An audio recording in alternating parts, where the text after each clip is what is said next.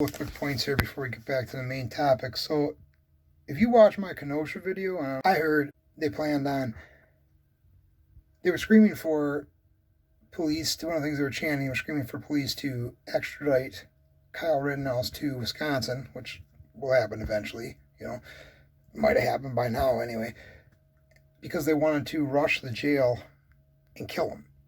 And they said that very openly and very loudly. And it might be in my video somewhere. I'm going to have to go back and watch it. And I told people about this, and they're like, really? Probably only half listening. And turns out I was wrong. Last night, a soft contract, but a contract got put out on Kyle Rittenhouse asking for his location. It was on Tucker Carlson and Heavy Duty Country's segment from yesterday, so you can just check that out. I'm not going to go over the footage again, but I said it.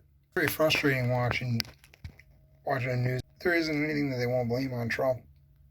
I know it's a little off topic, but just as an example, man, these fires are fucking terrible, and they're kind of taking a backseat to some of the other stuff, even though they do get mentioned a lot, but there is nothing that the Democrats can't find a way to blame on Donald Trump. Orange Man Bad did it. I wasn't sure how they were going to do it, and then I heard it was a climate change terrorist or some fucking thing like that. If they give a fuck about climate change that much, why do they fly everywhere private? Why do they allow the NFL, the NBA, MLB, NHL, etc. to continue? Because they use a fuck ton of fuel flying back and forth still doing the regular schedule. And I've said this before, this was before Trump created a fuel surplus, but if we're in such a fuel crunch and fuel prices are so fucking high, then why do we have all these planes for all these teams in this unnecessary long schedule flying all the time, right? And more importantly, why do we have all these politicians flying all the time privately? Ones that don't really need to.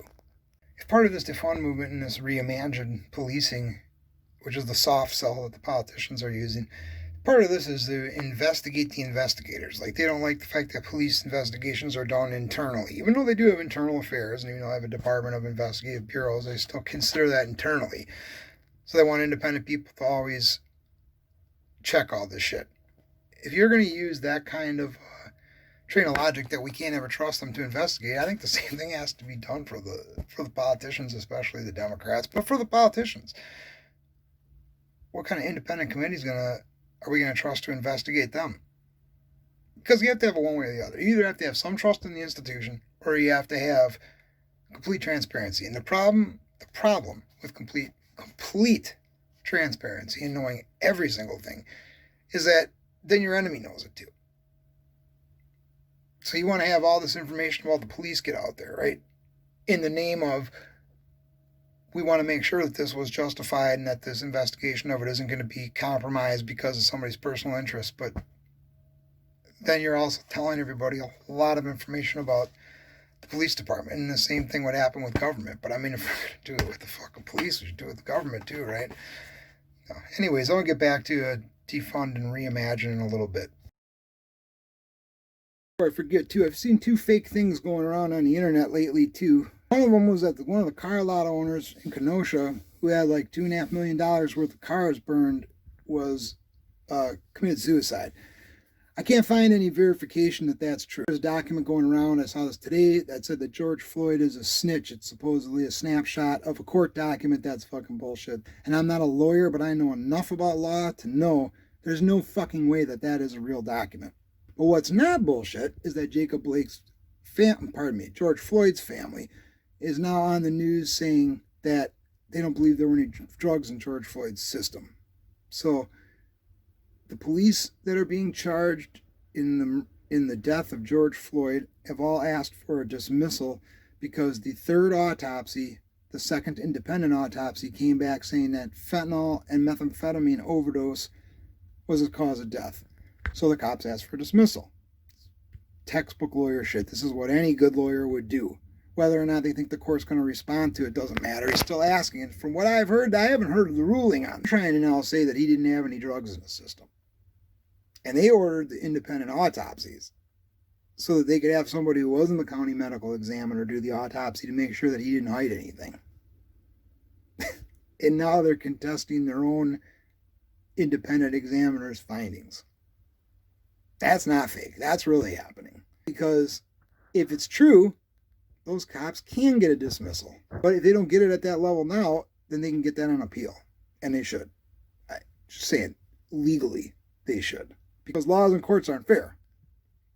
I've never said they're fair. I've never stood up for fucking laws, and I've never stood up for the current court system in some aspect. Talking about defund the police and the stuff that the BLM is talking about in policing, that's different. So I'm just saying, as far as law goes, if it's true that they show that he died from fentanyl, that shit should be dismissed.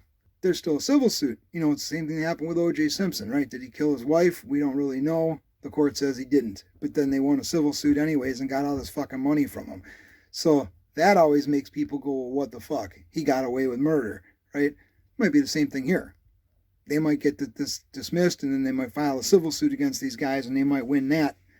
Of course, who knows where the country will be standing by the point that happens, because if this does get dismissed, it's going to be an epic riot. Make all the other fires and looting and riots and vandalism and random violence look like nothing. It's going to be the same thing with Kyle Rittenhouse and Jacob Blake.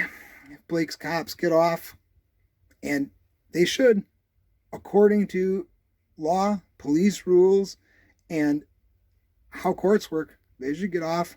They shouldn't even get manslaughter charges. There should be nothing there. No run. And again, could they win a wrongful fucking impairment suit? Maybe, but we won't get to that point. Rittenhouse, should he be charged with murder? Should he be charged with fucking anything aggravated? Not really. I mean, there might be a charge for the gun, for carrying the gun without a family member present. There might be some charge for that, but he shouldn't get charged for anything. And of course, any one of those three events happen, the country's going to fucking burn. With what happened to this guy in Pennsylvania who just died, the media has only covered that he was shot, and the media, as far as Twitter goes, you look at their hashtags, they're popular, they're trending. I mean, you realize that's an algorithm. You also realize that the people who write all the code and create and control Twitter can also make anything trend that they want. So everything under the trending is always very leftist stuff. And there is a header for an article about another black man shot by police, but there is nothing for all the vandalism and rioting that followed. You can only get information like that from following certain reporters who are, I'm going to start calling them social media reporters. I don't know what else to call them, because they are real reporters, but they're not supported by any major network. But since most of the major networks are owned by the same fucking person or same conglomerate, you obviously can't trust those cocksuckers either. These are like the real reporters. But there's a couple that I follow on each side, and honestly, they get the best footage. They're really the only way that you can get the real fucking story. But point just being, it's all over their feeds. It's nowhere on mainstream media. The body cam footage is released by the police immediately. The officer is suspended as is protocol while the shooting is being investigated. It's showed exactly what's fucking happened. And at this point, so far, nobody from the family has gone on the media and said, oh, they killed him and it was bullshit and they could have done all the... Nothing like that's even happened. Yet there's still riots. Still vandalism and people saying fuck the police, and headlines from mainstream media, including Twitter, saying another black man shot by police. Oh, this fucking race baiting. This shit has got to stop. It's got to stop. It is so fucking hard to remain impartial. They keep pushing this choose a side shit. It's just so blatantly obvious to me that this is a media sponsored election event. It's all election related. I mean, there have been shootings of black people who were criminals or who were, at the time they were being arrested, resisting arrest or doing violent stuff toward police where the police shot them.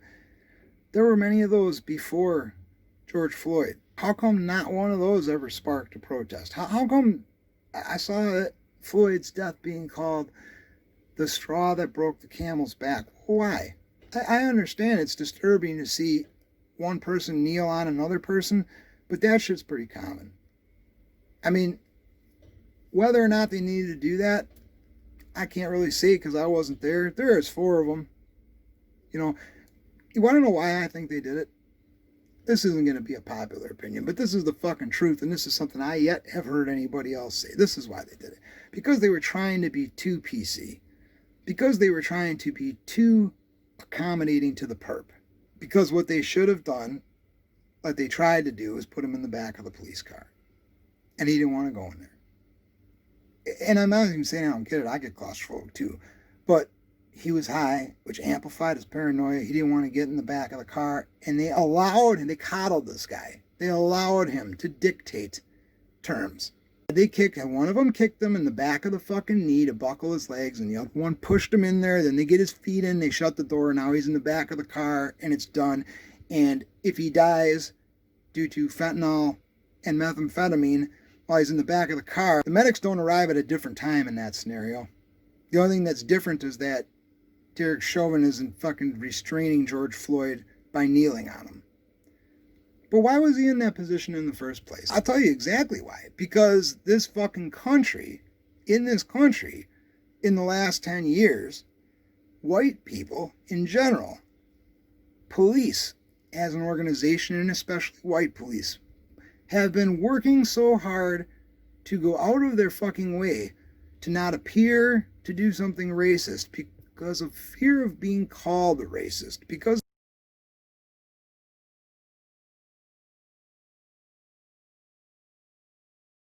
of the SJWs and the white knights and the virtue signalers that mostly populate Twitter. The police are so concerned with being seen as brutes. So many white people also in general are concerned with being seen as fucking racist for something they do. They're like, well, I'm doing this because of this. It makes sense, but somebody's going to say something because I'm white and they're black. So here's this cop. The first cop was Asian, right? Tries to put the guy into the back of the car. He won't go. Then the next guy shows up. Now you've got two white people, a black dude and a fucking Asian guy. And the two on duty with seniority of the Asian guy and the white guy. And so instead of forcing him into the back of the car like they're supposed to do, they accommodate him. They try to fucking be considerate of his issues. I have never seen this kind of shit before. They have always been considerate of medical issues. If you've got a serious medical issue and you disclose it to them while you're being arrested, assuming that you're not in the middle of swinging or shooting when that's happening, they take that into consideration. Some people can't be handcuffed in the back, for example, because of shoulder, shit like that. Usually they'll switch that over. Once they have you secured in another way, then they'll switch the cuffs to the front. No, they don't really give you any consideration, except in this case, oh my God, there's people around. Oh my God, these people are filming. We've seen all this terrible footage. We better really go out of our way to be nice to this guy. And so look what happens. Why was he kneeling on him when there were four of them there? Was that necessary? It's obviously a big dude. I don't know who could take who one-on-one, but that's not what police are about. Police aren't about the fight club. They're about doing their fucking job. So, yes, with four of them there, could they have restrained him in a way that didn't require sitting on him? I don't know. The fucking point here is the fucker should have been in the back of the car. He should have been in the back of the police car. Like anybody else who's getting arrested. Like they would do if they fucking arrested me. And I told them I'm claustrophobic and I can't fucking sit in there. And people show up with fucking camera. Well, nobody's going to show up with a fucking camera when it's me getting arrested. People show up with fucking cameras. Are they going to accommodate me and say, oh, well, you don't have to go in the car. I want to get on the ground. Okay, that's fine. You can get on the ground. There's a little gap in there that they haven't released yet, and I haven't seen that part. But what I want to know is when he got on the ground, when he asked to be put on the ground, and then they said, fine, go on the ground. Did they leave him laying on the ground, handcuffed, and stand around him first before Chauvin decided that he had to kneel on him to get him to sit still? And if so, what did he do in that time? Because if it goes to court, these are the kind of questions that they're going to ask. You understand this, right? What his family did was definitely interesting. I wanted to point out that look at how this shit works. With Blake, there is a question mark there because he was shot in the back. Even though you would think that the cam footage would clear that up, it looks to me more and more like people don't give a shit. I mean, especially look at the reaction of these people in Los Angeles when these cops get shot. They start talking about some fucking conspiratorial Nazi organization that's embedded in the fucking Compton County Sheriff's Office or some fucking thing, because apparently a couple people have matching tattoos and somebody said there's a fucking white supremacist organization. Except I've noticed that these people that are in this supposed group in this Compton County Sheriff's thing, that there are more than just one race. So I don't know exactly what kind of organization they're saying it is, but these whistleblowers have been talking. These are people that are Hispanic and black also that are in this. So whatever it is, nobody did anything there. Nobody cared. This guy in Pennsylvania, it's clear cut. They riot anyway. The point is that I'm starting to see all this as a trend. It looks like the BLM, at least the core BLM, and all of Antifa, plenty of other people, they're just going to continue to protest every time somebody black dies at the hands of police. Or, in the case of Ahmaud Arbery or Trayvon Martin, at the hands of somebody who thinks they are even Kyle Rittenhouse, acting like the police. Which, by the way, you are allowed to do to an extent in this country. There's such a thing as a citizens militia, like those people showing up to help the Pennsylvania police. It's well within our legal right to do that. It's called a fucking militia. It's something that's been established in this country since before the inception of the country. It's the reason, most likely, the militia, the United States militia, those of us who don't fucking wear something that says that aren't police and that aren't military, that don't wear something that say we are a militia. It's just those of us who understand that it's our duty as Americans to stand up to defend should we have a enemy on our soil. That militia is probably the reason why we've never been land invaded by any country. Not them that stops them, that gives other countries pause. I mean, look at China. What do they outnumber us? 3-1 or something? I'd have to look at the population thing. I don't want to speak and make stuff up, but I know there are a shit ton more people in China than there are in the United States. Communist, and because, they're looking at different ways that they can control us, and one is through markets and financial shit, but that's not working so well for them thanks to Trump, and the other way. Anyways, point is that any time in the last, let's just say 10 years, why 20 years, 30 years, why hasn't China decided to launch a massive invasion of the U.S. on land? Why didn't Russia, for that matter, back when they were the Soviet Union? Why didn't they put a shitload of troops in Mexico? We can't keep any kind of fucking good intel on what happens with the cartels that are just south of the U.S.-Mexican border, right? A country like China, with enough resources, taking their time, could easily build up a land army somewhere down there, pay off enough people to keep it off the U.S.'s radar, and then just have them fucking come in, right? Not they coming through Canada. I mean, why doesn't this happen? Why don't they just fucking roll up on the fucking shores, all on the East Coast or all on the West Coast, just like the fucking boats that we did in D-Day in Normandy? Why don't they just roll up with fucking hundreds of thousands of troops and fucking drop them, and once they take the shore, drop a shitload more from the air, or bring in carrier ships full? Why don't they ever come on land? It's the militia. It's the threat of the militia. Because even the U.S. government doesn't know. How many of us are there really? Who will actually take up arms and defend the country? So I'm tired of hearing people talking shit about militias and patriots. Because say what you fucking want, that is a necessary part of our infrastructure. I went off on a tangent there. It's not about that. I just want to throw it out there again. We're not seeing these protests or hearing the names of children that have died due to escalated violence. We're not hearing the names of black people who have died as victims of random crimes from people in their own neighborhood that are supposed to be their fucking peers.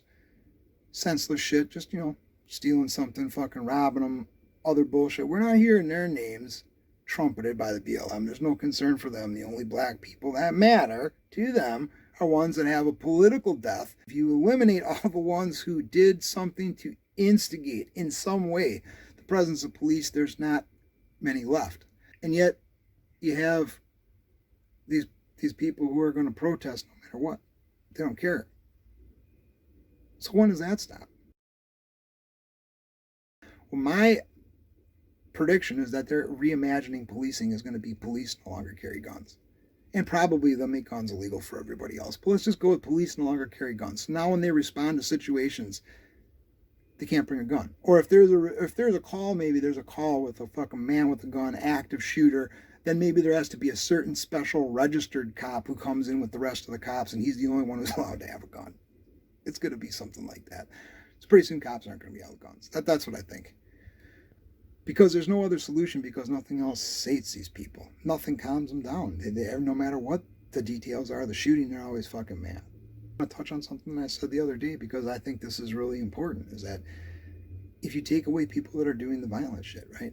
You mean to tell me that what the underlying narrative is saying to me, if you're black in this country and you leave your house and you're walking down the street, chances are, and you're doing nothing wrong. Let's also establish that in this hypothetical, this black person, this person's doing nothing wrong, doesn't have any warrants. Let's even say isn't carrying a weapon, even if they were carrying it legally. Let's just say isn't carrying a weapon, isn't engaged in any kind of crime, not even like a little crime, okay?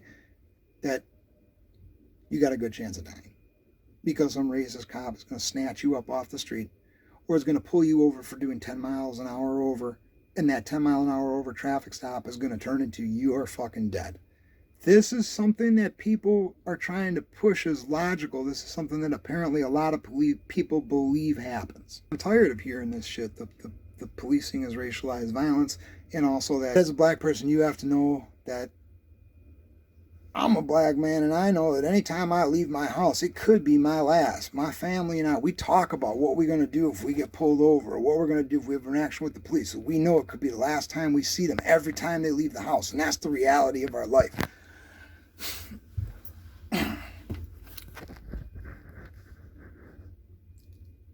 This is what you want. This is the message you want to take to everybody else, that when not doing anything illegal, certainly violent, but while not doing anything illegal, they're just walking down the street, you're going to get snatched up by the anti-black police. Right? Let's call them anti-black police because in their explanations, there are black cops that do this sometimes along with the white cops. This is reality. And on the way back, in a 30-mile-an-hour zone, is doing 38, gets pulled over by a white cop, sun's starting to go down, nobody else around.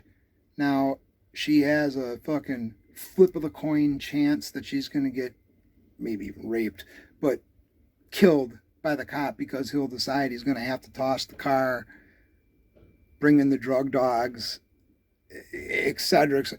Person's doing nothing wrong. Has a car that's registered and doesn't have a weapon and isn't saying, fuck you, pig, the second they roll the window down, or don't roll the window down and say, I ain't doing shit, and flipping them off through the window.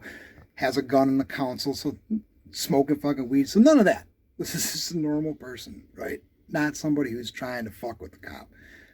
They have a chance, like a flip of a coin, or like a 80-20 chance in favor of just getting shot just because they're black and the cop's white. This is what you're trying to sell people. Let me give you a more realistic hypothetical. I talked before about statistics. If you buy the one statistic, you have to buy the other one. And I made another comparison like that today with fucking Rittenhouse versus somebody trying to take down this guy who shot the LA cops. Here's another one. You believe that black people are hunted, right? And that it's just picking them off one by one, quick as we can, slow and steady, whatever the fuck case is. That's what's going on in this country as a whole, right? In my video the other day, we looked at the BLM website that said that black people are systematically targeted for demise, right? So, how about this as a hypothetical? What is more realistic to happen? Take a 2-mile walk. Black guy. Average. Not doing anything to instigate any trouble. Right? Like I said, I don't like using that phrasing. I don't like using the phrasing suspicious. Let's say not agitating. So, not doing anything that's going to intentionally or unintentionally draw attention, right? Takes a 2-mile walk through a predominantly white suburb, like 90% white, 5% black, 5% Hispanic, and other, which is usually how statistics refer to shit like that, right? He has to take a 2-mile walk through that white suburb, right? And let's say he's going like 2 blocks off the main street. So if the main street is 20th Street, he's walking down 18th Street for 2 miles, right? It's like the point is that it's a residential area, okay? And then you take the other side of that example is the white guy, also not doing anything suspicious or whatever. He's not agitating. So he's not walking around looking at people crazy or like he's scared, he doesn't fucking belong there, not doing anything to attract attention, not doing any agitating, right? And he's got to take this same 2-mile walk through this residential couple blocks off of the main drag through the hood, right? Which one of them two is more likely to be a victim of harassment? And when I say harassment, let's just take sideways glances out of there. Because imagine slights aren't real slights. And I say that for both people, okay? Who's more likely to be a victim there? Who's more likely to be the victim of an assault? By the police or by the citizens? Who's more likely to be the victim of a robbery? And if you perform this exact same hypothetical 100 times in a row, 100 times in a row, this black person has to walk through 2 miles of white suburb, and 100 times this white person would have to walk through 2 miles of hood through this residential area. Which one really has a chance, by police or by residents? Which one really has the more likely chance of being killed? Who really is the one that should be afraid for their life in that situation? Be honest.